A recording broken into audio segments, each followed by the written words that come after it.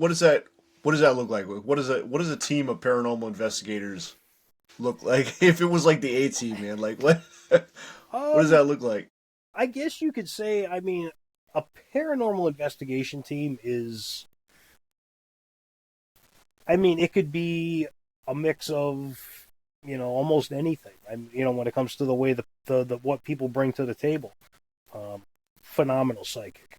Like she could sense things that, um, annoy, like people just, it's like, what the hell is going on with her.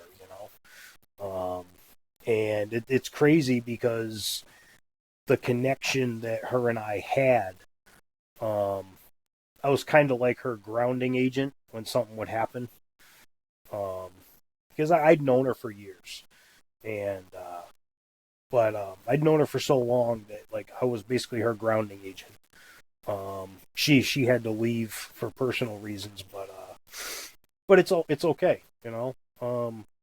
I had another psychic I've worked with. I don't take anything. Like she was kind of all over the place sometimes. Very talkative, really gets it. Just yak yak yak yak yak yak yak. But when she zones in, she zones in.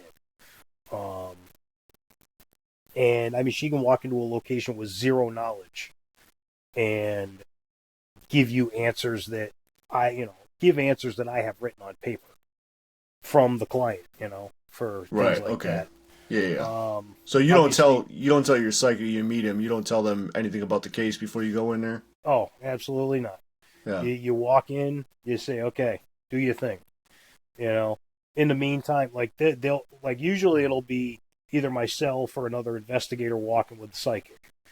Uh, Typically, I try to send the psychic in without me because I already have all the knowledge. And sometimes a psychic can pick your brain. We'll just say. I don't want to be there for her to pick my brain if I already know the case. Um, there's gifted psychics out there that can do that. So, um, That's interesting. I don't think I've ever heard that particular thing before. it's a very, I'm not gonna say it's a rare find, but they're definitely not a very common find when it comes to that type of psychic. Um, some of them, they're so intuitive that it's not even a matter of reading minds; it's that reactions of like Picking when up they say, on your poker face or lack thereof. yeah, try to pick it up on your poker face of whatever's going on.